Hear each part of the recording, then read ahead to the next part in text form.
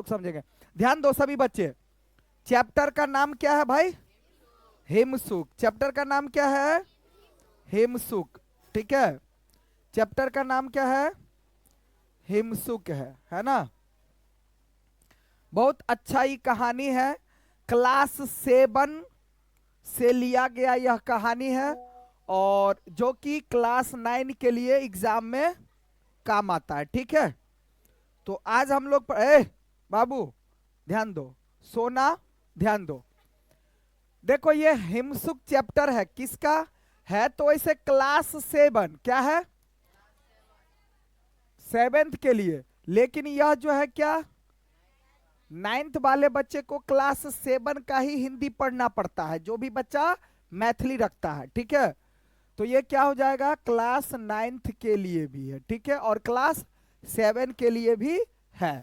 ठीक है, देखिए ये जो हिमसुक कहानी है, हिमसुक क्या है?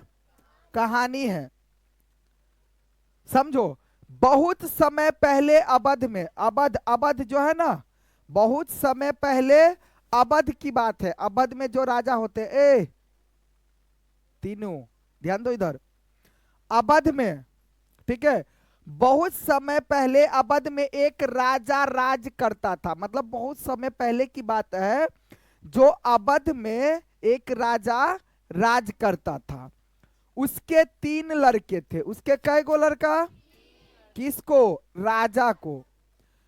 तीनों बहुत पढ़े लिखे थे। तीनों क्या थे? बुद्धिमान और गुणी भी थे। तीनों बहुत पढ़े लिखे थे, बुद्धिमान भी थे और गुणवान भी थे। कौन? राजा के तीनों बेटा। एक दिन राजा ने अपने तीनों राजकुमारों को परीक्षा लेने के लिए बुलाया। तीनों राजकुमारों को क्या किया? परीक्षा लेने के लिए बुलाया। वह जानना चाहता था कि किसी दोषी को सजा देने के मामले में उन तीनों को क्या विचार है। मतलब अगर किसी दोषी, दोषी किसको बोलते हैं? जो गलती करता है। अगर दोषी को सजा दिया जाए तो उसमें तीनों का विचार किस तरह से क्या होना चाहिए, इसका परीक्षा लेना चाहा कौन? राजा साहब। मान लो उसने कहा, किसने? मान लो उसने कहा, अगर मैं अपने जीवन और सम्मान की रक्षा की जिम्मेदारी किसी को सौंप दूं और वह विश्वासघाती निकले तो उसे क्या सजा दी जानी चाहिए? तीनों लड़का से पूछा गया। क्या? जैसे मान लो कोई राजा साहब है, बात तो सही है, मान लो कोई राजा साहब है।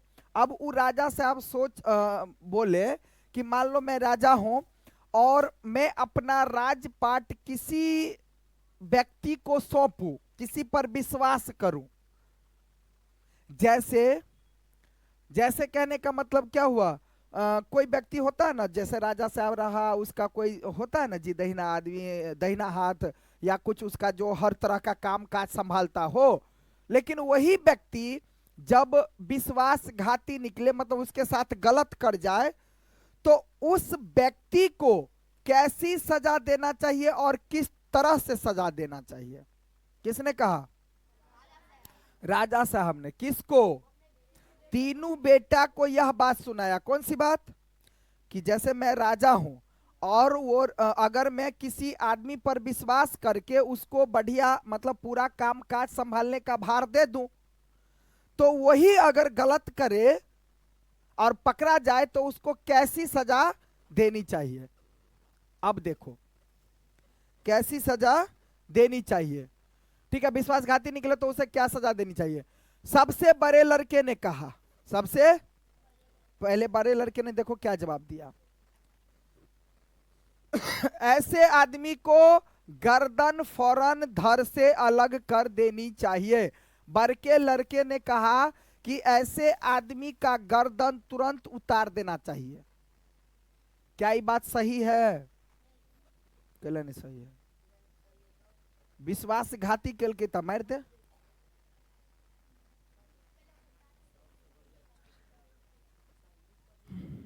ठीक है, उतार देवक चाहिए। कथी सही है? अब क्या पता सही है कि गलत है, देखो क्या होता है। दूसरे लड़के, हम लास्ट में बताएंगे। दूसरे लड़के ने कहा, पहला लड़का क्या कहा, ऐसे आदमी को गर्दन तुरंत उतार देना चाहिए। ठीक है, मेरा भी यही विचार है, ऐसे आदमी को मृत्यु दंड ही मिलना चाहिए। किसने कहा? दूसरे लड़के ने। उसके साथ किसी तरह की दया नहीं दिखानी चाहिए। तीसरा लड़का चुप बैठा रहा। दूगो लड़का तो सीधा कल के मार दे बानर के सीधा। क्या बात है मेरे बेटे? तीसरा लड़का चुप रहा तो कहे, ए हमर सोना बेटा, छोटका बेटा, की बात हो तू चुपचाप छे? राजा ने उससे पूछा, राजा ने उससे पूछा, तुम कुछ नहीं बोले, तुम्हारा क्या विचार है? महाराज देखियो, राजा साहब जे जब गद्दी पर बैठल रहे तब बेटो राजा पप्पा रहे चाहे कोई रहे, महाराजे कहते। तुम लोग कभी रामायण महाभारत या राजा वाला कहानी सब देखेगा तो उस समय में बेटा हो चाहे कोई भी व्यक्ति हो, राजा हो तो उसको क्या कहा जाता है? महाराज ही कहा जाता है। मोटका हंसे है वो। अब देखो, छोटे राजकुमार ने कहा, यह सच है कि ऐसे कसूर की सजा मौत के सिवा और कुछ नहीं हो सकती। मतलब ऐसा व्यक्ति जो इतना बड़ा कसूरवार है, उस व्यक्ति को मौत की सजा तो देना चाहिए। छोटा लड़का भी कहा, लेकिन उसका कहने का स्टाइल अलग होगा। देखो, लेकिन सजा देने से पहले यह बात साफ साफ और पूरी तरह से साबित हो जानी चाहिए कि वह सचमुच में ही दोषी है भी या नहीं। नहीं तो पता चलेगा कि दोषी है या नहीं है। सब आदमी कह दिया, दुनिया का सब आदमी तो क्या हो गया, फिर भी हो सकता है वो आदमी सही हो, है कि नहीं? कभी कभी ऐसा भी हो जाता है कि कोई आदमी यहां ऐसा भी होता है जो गलती नहीं भी किया रहता है, लेकिन वह किसी तरह फंस जाता है और वह आदमी उस सही से उस मतलब अपने बारे में एक्सप्लेन नहीं कर पाता है। ऐसा भी हो जाता है कभी कभी। तो पहले तो यह साबित हो जाए कि बिल्कुल में इसने ऐसा गलती किया है। अब चलो, यानी तुम्हारे विचार से, तो राजा का कहने का मतलब हुआ कि यानी तुम्हारे विचार से ऐसा न किया गया तो निर्दोष आदमी भी मारा जा सकता है। तो राजा ने पूछा कि यानी तुम्हारा विचार तो यही है कि अगर इसको डायरेक्ट सजा दे दिया जाए तो हो सकता है कहीं निर्दोष हो। तो निर्दोष व्यक्ति, जैसे कि देखो, कभी भी देखना कानून जो है ना, जैसे जज देखना कि किसी को जब वो किलगिरी सब होता है तो कभी भी कानून नहीं चाहता है कि गलत आदमी, जो मान लो जो गलत नहीं किया है, गलत में उसको फंसा दिया गया या पकड़ लिया गया, तो कानून यही समझता है कि जब तक पूरा पूरा साबित ना हो जाए कि इसने गलती किया है तब तक फांसी की सजा नहीं देता है। नहीं तो फिर कानून से बहुत बड़ा गलती हो जाएगा, बहुत बड़ा गलती माना जाएगा। इसलिए कभी भी देखना कि जब कानून किसी को हाथ में लेता है ना, किसी आदमी को पकड़ लेता है, तो उसका एक से एक सुनवाई होता है, कार्रवाई किया जाता है, जांच पड़ताल होता है कि सच में इसने गलती किया भी है या नहीं किया है। ठीक है, तो छोटे राजकुमार का क्या मतलब था? यही कि कहीं अगर उसको डायरेक्ट मार देंगे और उसने गलती नहीं किया हो तो फिर तो कसूरवार को भी क्या होगा, सजा मिल जाएगा, है ना? जिसने कसूर नहीं भी किया उसको भी सजा मिल जाएगा, जो कि क्या है, ये बात गलत है। हाँ, राजकुमार ने जवाब दिया, ऐसा हो सकता है। उदाहरण के लिए मैं आपको एक कहानी सुनाता हूं। किसने कहा? छोटे लड़के ने। ऐसा कहकर राजकुमार ने यह कहानी सुनाई। एक कहानी पापा जी को सुनाए।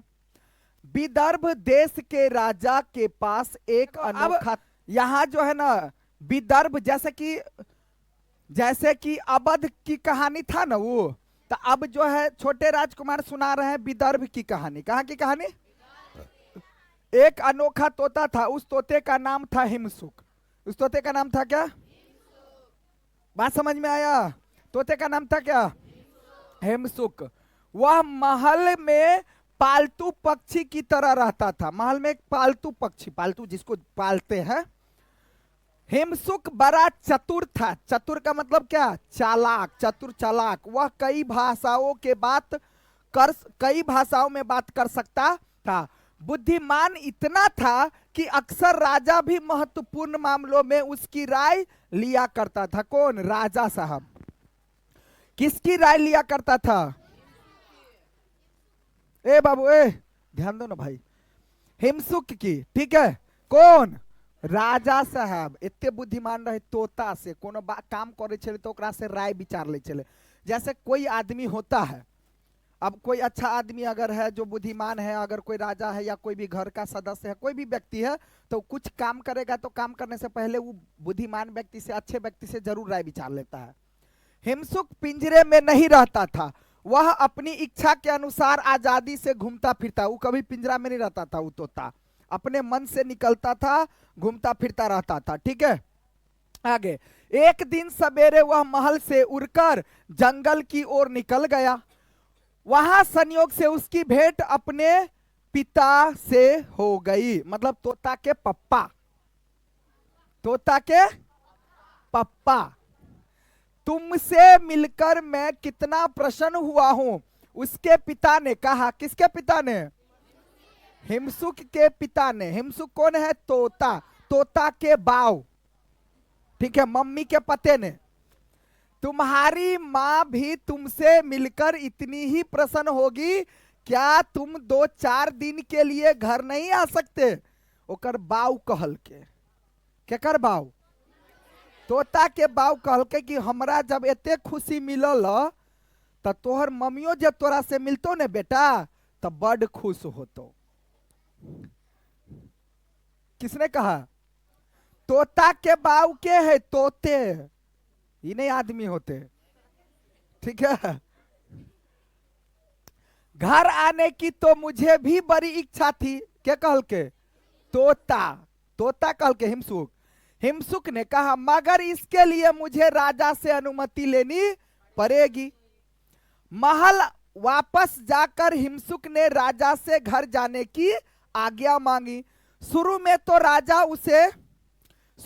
राजा उसे जाने देने के लिए राजी नहीं हुआ। वह हिमसुक को बहुत मानता था और अपने से अलग नहीं करना चाहता था। कौन? राजा। पर अंत में वह मान गया कि ठीक है। उसने हिमसुक को घर जाने की अनुमति दे ही दिया। किसने? राजा ने। किसको अनुमति दे दिया? हिमसुक को। हिमसुक कौन था? तोता। तुम घर जाकर अपने माँ बाप के साथ कुछ दिन बिता सकते हो, राजा ने हिमसुक से कहा, लेकिन जितनी जल्दी हो सके लौट आना। किसने कहा? राजा साहब ने। किसने कहा? राजा साहब ने। बहुत अच्छा महाराज। हिमसुक ने कहा कि ठीक है महाराज, बहुत अच्छी बात, मैं 15 दिन बाद वापस आ जाऊंगा। इसके बाद हिमसुक अपने पिता के पास गया और वे दोनों साथ साथ उड़ते हुए घर की ओर रवाना हुए। इतने वर्ष बाद अपने प्यारे बेटे हिमसुक को देखकर उसकी मां बहुत खुश हो गई। जब घर पहुंचे तब, हाँ भाई उड़ी का पहुंच गए ना पापा के साथ। एक पखवाड़े तक अपने माँ बाप के साथ रहने के बाद हिमसुक ने उनसे कहा, मेरे ये दिन अपने प्रियजनों के साथ बड़े ही सुख से बीते, मगर अब मुझे जाना होगा। राजा मेरी राह देख रही होगी। मतलब हिमसुक जो है अब 10-15 दिन रहा, तो वो हिमसुक ने कहा कि इतना दिन, जितना दिन रहे मेरे परिजनों के साथ, मतलब जो भी बाबा दादा जैसे होता है ना, सबके साथ, पापा मम्मी के साथ रहे। हमको बहुत खुशी हुई, हमें अच्छा लगा, लेकिन अब मुझे जाना होगा, क्योंकि राजा साहब हमारी राह देख रहे होंगे। किसने कहा? हिमसुक ने। हिमसुक के माँ बाप उसके इतनी जल्दी जाने की बात सुनकर उदास हो गया। बिल्कुल स्वाभाविक बात भाई, है ना। परंतु वे उसे रोक नहीं सके। कौन? हाँ, हिमसुक के मम्मी पापा यह बात सुन करके कि मेरा बेटा अब जाने वाला है, उनको थोड़ा सा उदासी आया, मतलब दुख तो हुआ, लेकिन क्या कर सकते थे, रोक नहीं पाए। हिमसुक ने राजा से वादा किया। हिमसुक ने राजा से वादा किया था कि वह 15 दिन के बाद लौट आएगा, इसलिए उसके मम्मी पापा भी नहीं रोक पाए। हम राजा के लिए कोई उपहार भिजवाना चाहते हैं, हिमसुक के पिता ने कहा। हिमसुक के पिता ने कहा कि राजा साहब के लिए हम कुछ उपहार भेजना चाहते हैं। किसने कहा?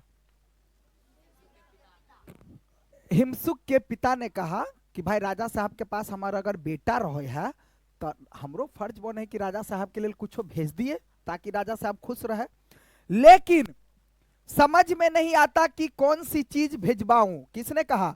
पिताजी ने। हिमसुक के माता और पिता दोनों ही इस बात पर विचार करने लगे कि राजा साहब को क्या दिया जाए, क्या उसके देने लायक हो सकता है, उपहार क्या हो सकता है। कुछ देर सोचने के बाद हिमसुक के पिता ने कहा, आहा, मैं समझ गया कि राजा के लिए सबसे अच्छा उपहार क्या हो सकता है। किसने कहा? हिमसुक ने। यही से दूर एक पहाड़ी पर अमर फल का पेड़ है। किसका पेड़? अमर फल का पेड़ है। जो कोई उसका फल खा लेता है वह कभी नहीं मरता, वह और हमेशा जवान रहता है। मैं वहां जाकर एक फल तोड़ लाता हूं, तुम वह फल राजा को दे देना।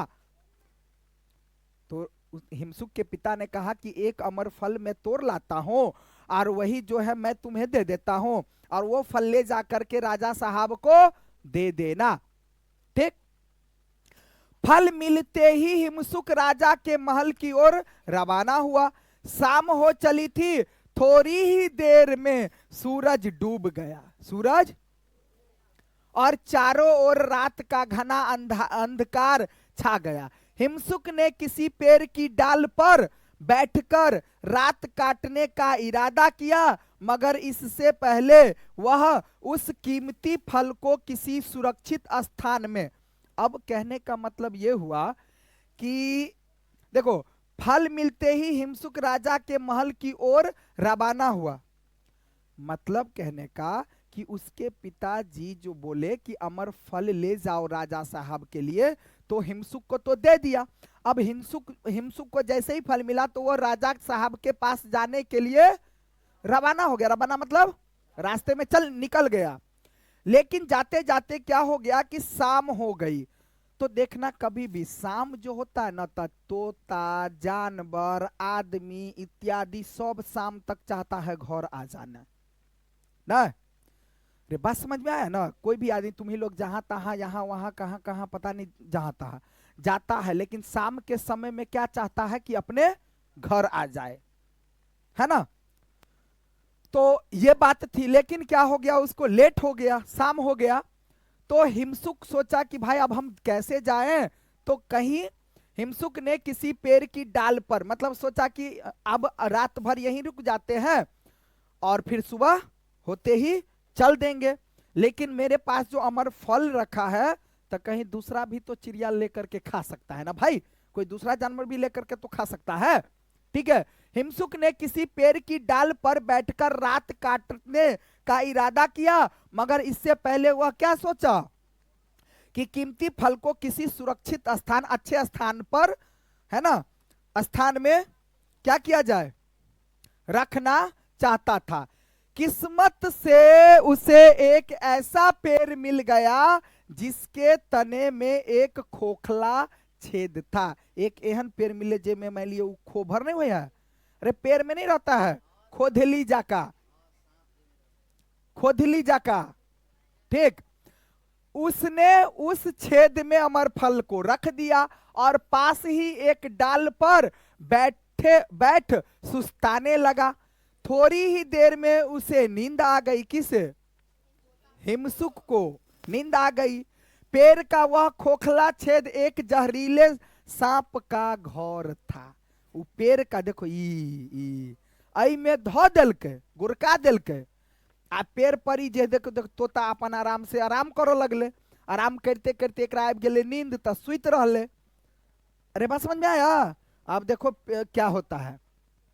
जब सांप लौटकर आया तो उसकी नजर चमकते हुए अमरफल पर पड़ी। अब रात का जे सांप एले जे हम अपन अहू में जाए सब अपन अपन जगह रहे बने ने। ठीक है। जब आया तो देखा अमरफल। उसने सोचा वह शायद कोई खाने की चीज है।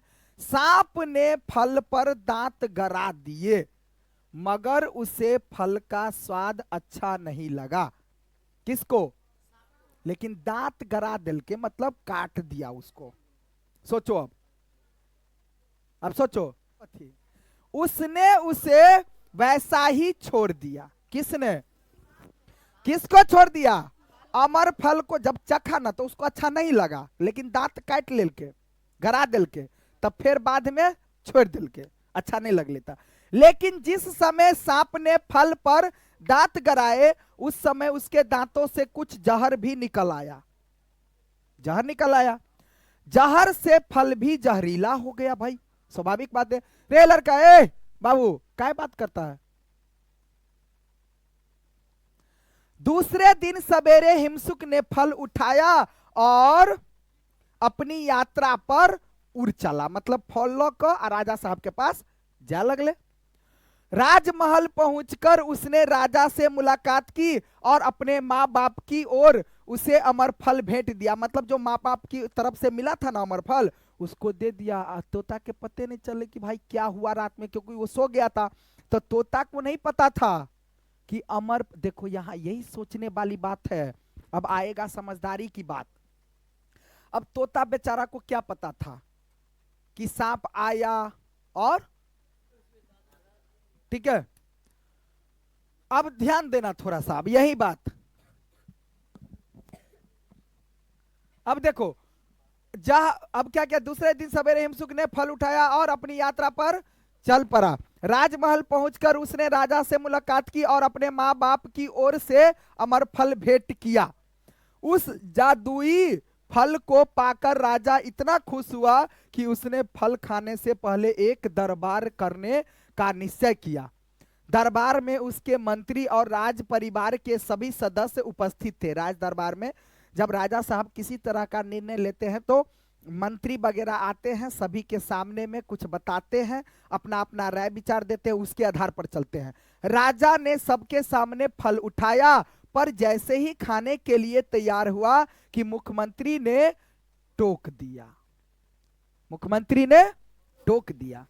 महाराज जरा ठहरिए, मुख्यमंत्री ने कहा।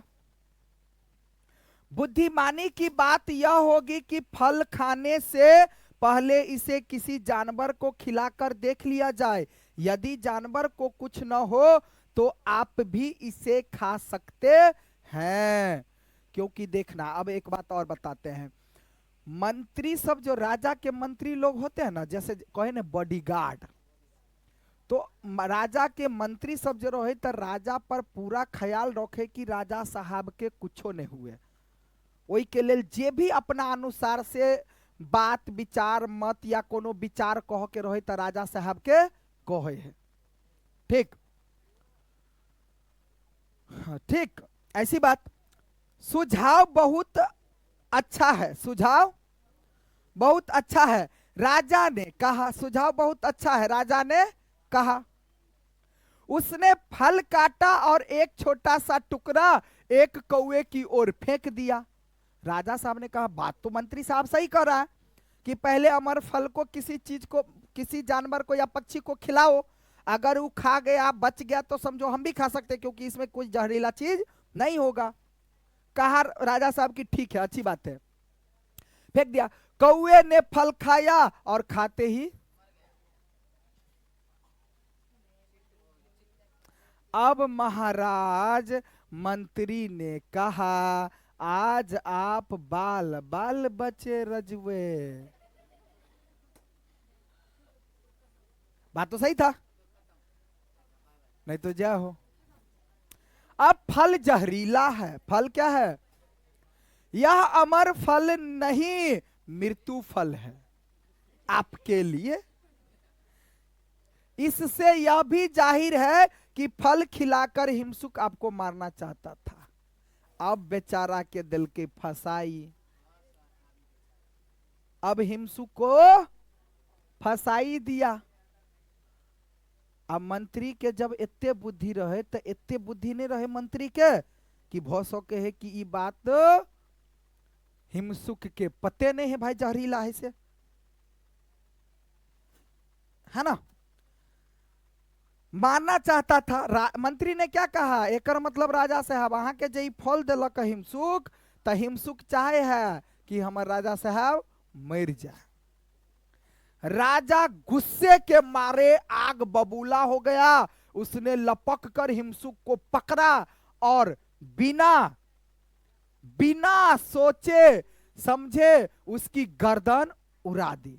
यह कहानी किसने कहा? छोटका राजकुमारवा ने, है ना। यह कहानी कहा कि गर्दन सीधा उड़ा दिल के, नहीं सोचल के, नहीं समझल के, नहीं परखल के, या सीधा उड़ा दिल के। इसके बाद उसने हुक्म दिया कि उस जहरीले फल को नगर के बाहर एक गहरे गड्ढे में दबा दिया जाए। फल जमीन में दफना दिया गया, मगर कुछ ही समय बाद उसका बीज अंकुरित होकर बढ़ने लगा। अब अमर फल के बीज जे है जमीन में दफना तो दिल के, लेकिन वो फिर देखो ना, बहुत बड़ा बात, और बढ़ते हुए पूरा पेड़ बन गया। कुछ समय बाद उस पेड़ में बड़े ही सुंदर चमकीले सुनहरे फल लग गए। जब राजा ने उस विचित्र पेड़ के बारे में सुना तो कहा, वे फल जहरीले हैं, मौत के फल है। राजा ने हुक्म दिया कि उस पेड़ के चारों ओर एक बार बना दी जाए और हर समय पेड़ की रखवाली की जाए, ताकि कोई भी उस जहरीले फल को ना खा सके। मतलब कहल के आब पेड़ में जे फल लगले तो जहरीला वाला से जे बनले पेड़, तो कहीं फलो होते जहरीला, तो कोई खाएगा तो फिर मर जाएगा। तो उसको चारों साइड से बार लगाना चाहिए। बार का मतलब घेरेबा, देवाल जका। बात समझ में आया? लगा दिया गया और एक सिपाही को वहां रखवाया गया हमेशा रखवाली के लिए, कि कोई भी आदमी कहीं बार के छड़ेपो करने चल जाए, है ना। मृत्यु फल की खबर सारे शहर में फैल गई। जनता को उस पेड़ के पास भटकने में भी डर लगने लगा। उन्हीं दिनों उस शहर में एक बूढ़ा और उसकी बुढ़िया रहते थे। वे बहुत गरीब थे, उनका कोई भी मददगार भी नहीं था। किसका? बुढ़वा बुढ़िया के बेटा नहीं रहे। वे किसी तरह दूसरे की मेहरबानी पर गुजर बसर कर रहे थे। बुढ़ापे के मारे वे इतने कमजोर हो गए थे और असहाय हो गए थे कि भीख मांगने भी नहीं जा सकते थे, इतना बूढ़े हो गए थे। अब देखो कोई जो है मम्मी पापा, अब देखो कोई बूढ़ा व्यक्ति था, अब उसका कोई परिवार तो था नहीं, नहीं बेटा था, नहीं कोई देखने वाला था। अब बूढ़ हो गए, तब मान लिया नहीं कमा सके तो कम से कम मांगो चैंग का तक खाई चले। लेकिन मांगने में भी मेहनत है, मांगने में भी क्या है? मेहनत है।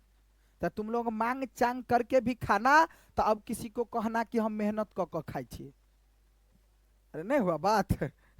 कहला तो मांगा में भी कथी है भाई, प्यार वो ठीक रहत घूम फिर में तो भाई मेहनत लगे ना, है ना।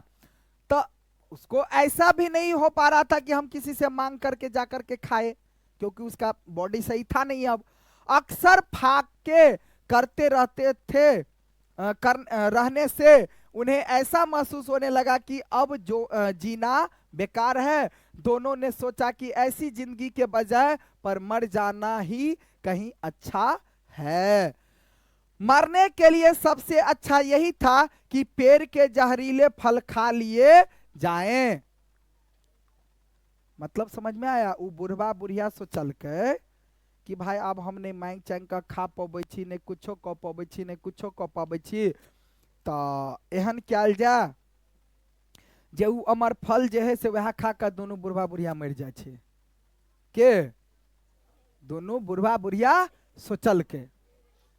एक रात बूढ़ा चुपके से पेड़ के पास गया और पहरेदार की नजर बचाकर बार के अंदर मतलब घुस गया, पेड़ के पास अंदर घुस गया। उसने पेड़ से 2 फल तोड़े और उन्हें लेकर सीधे घर पहुंचा। घर पहुंचकर उसने उसने और उसकी बुढ़िया दोनों ने एक एक फल खा लिया। इसके बाद वे तुरंत मरने की आस से बिस्तर पर लेट गया। अब देखियो ना, तब बहुत मजा आते। अब ओकरा मन तो भ गेले कि अमर फल हम खा लेली। अब दोनों पति पत्नी आराम से जाकर अपन सुत रहे, जब दोनों आदमी मरले रह जाब। दोनों आदमी इंतजार करे जे अब मरब तब मरब, आ दोनों के टुकुर टुकुर तके कि के पहले मरे है। आ पत्नी हमेशा चाहे है कि कथी, कि पहले हम मरी तब हमार पति मारे मरे। लेकिन आप के मर जो तू अब भी, है ना, पहले तू मर तब कुछ दिन हम अकेला जिंदगी जियब, तब मजा आयत। लेकिन पहले की पत्नियां हमेशा क्या सोचती थी कि केतबो बूढ़ भक मरी, सबसे पहले हम मरी तब हमर पति, ताकि हम हमेशा कथी कोई सुहागन बनकर रहे। अरे मान लो कि अगर पति मर गया तो पत्नी को 1 दिन 2 दिन, लेकिन कथी को विधवा बनकर जीवा पड़ले। लेकिन पत्नी हमेशा क्या सोचती है कि हम सुहागिन जितना दिन तक जिंदा रहे सुहागिन बन के रहे, ठीक है। लेकिन दूसरे दिन सवेरे रोज की तरह उनकी आंखें खुल गई। उनकी आंखें, बुढ़ा बुढ़िया दोनों फुरफुरा के उठल। अपने आप को जिंदा पाकर उन्हें बड़ा ताजुब हुआ। वो कहे कि तू ने मर ली, वो कहे तू ने मर ली, कोई जा दोनों आदमी तो जिंदे थी।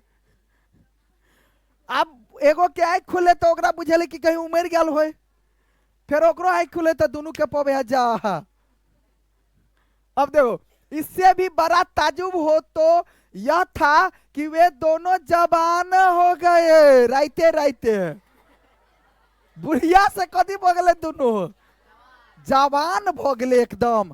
तो आप कहल कि आप निकाल, आप धोती तोती शर्ट पैंट चल खरीद। अरे नहीं समझा कि आप धोती तोती छोड़ आ शर्ट पैंट सब चल खरीदा, आ तू जहाँ से छोड़ी सब आ चल दोसर कपड़ा सब। अरे समझा, बात समझ आले।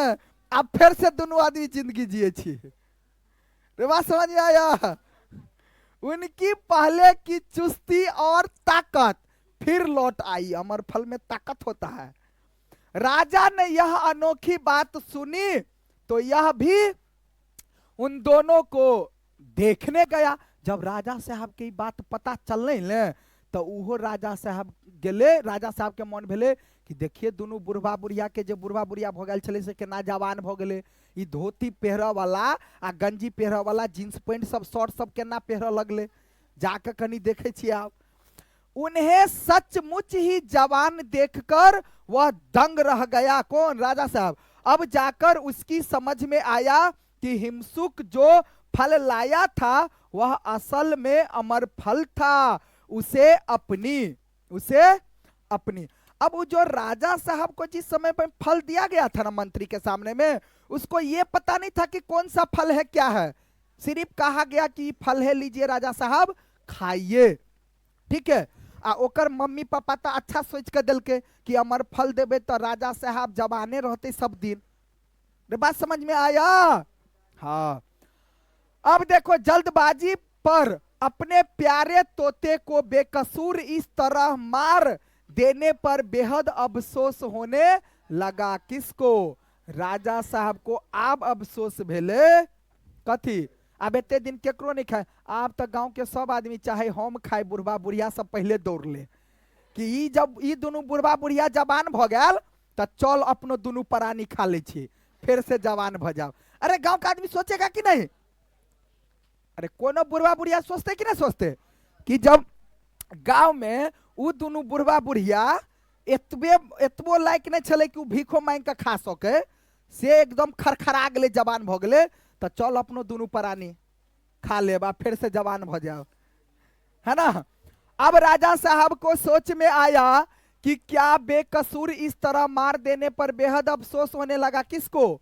राजा साहब को। इसलिए मैं कहता हूं, अब छोटका लड़का कहल के कि ये कहानी आपके लिए था, अब सुनिए। इसलिए मैं कहता हूं, छोटे राजकुमार ने आगे कहा कि किसी को सजा देने से पहले इस बात का पूरा पूरा पता लगा लेना जरूरी है कि वह सचमुच अपराधी है भी या नहीं।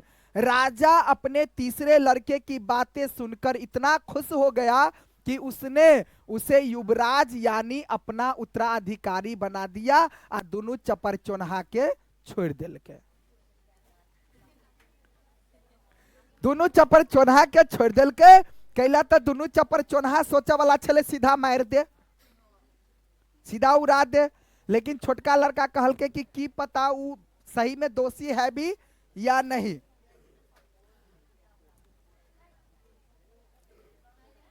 अब ध्यान देना थोड़ा सा। अवध, अवध राजा कहां के थे? अवध के। अवध नरेश राजकुमारों की परीक्षा क्यों लेना चाहते थे? देखो, अब राजा साहब कभी भी किसी को, जो राजा, जैसे राजा साहब होते हैं ना जी, तो राजा साहब को अगर 2 गो बेटा हो, 3 गो बेटा हो, 4 गो बेटा हो, कभी भी उत्तराधिकारी बनाना चाहता है, लेकिन उत्तराधिकारी उसको नहीं बना दिया जाता है जो बड़ा ही हो। कोई जरूरी नहीं है जो बड़ा है तो उसी को राजा बना दिया जाएगा।